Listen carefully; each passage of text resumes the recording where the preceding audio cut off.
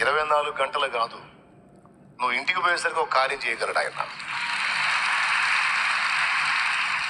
రేపు ఈ టైం దాకా కాదు, రేపు తెల్లవారకు మునిపి ఒక కార్యం ఈ రాత్రికే చేయొచ్చు ఆయన. ఎందుకంటే అంత బలవంతుడు ఆయన.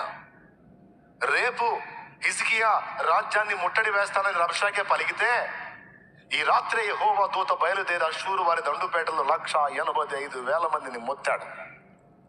తెల్లారేటప్పటికి వాడొచ్చి ఈ రాజ్యాన్ని ముట్టడి వేయటం కాదు, పత్తా లేకుండా పరారువాడు.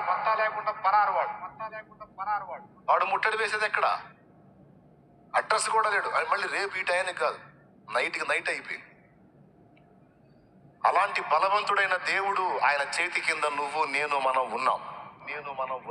మనం ఇలాంటి శ్రమను అనుభవిస్తున్నామని ఎరిగుండి కూడా ఆయన మౌనం వహించాడంటే ఖచ్చితంగా మనకు పాఠం నేర్పటమో, అనుభవం నేర్పటమో, లేకపోతే ఇంకోసారి ఆ బుద్ధిహీనమైన పనులు చేయకుండా కొద్దిగా నలగనివ్వటమో, లేకపోతే విశ్వాస పరీక్షలో మన ఓర్పును, సహనాన్ని గమనించటమో, మన విశ్వాసాన్ని, నిరీక్షణను, పట్టుదలను గమనిస్తూ ఉండటమో చేస్తున్నాడు.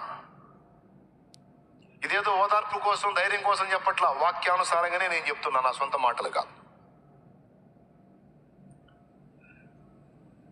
భక్తుల్ని విడిపించదలుచుకుంటే దేవుడు సింహపు గుహలోనికి పోకుండానే విడిపించేవాడు.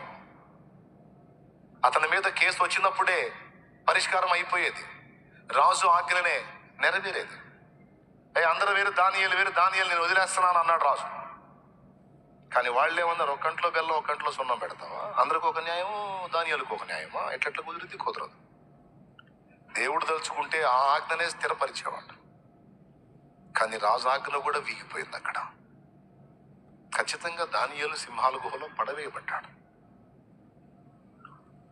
కానీ పడవేయబడిన తరువాత, సింహాల మధ్యలోకి వెళ్ళిన తరువాత, వాటి మధ్యలో ఒక రాత్రంతా ఉన్న తర్వాత, వాటి మధ్యలో అతనికి ఏం కాకుండా మళ్ళా క్షేమంగా బయటికి తెచ్చాడు.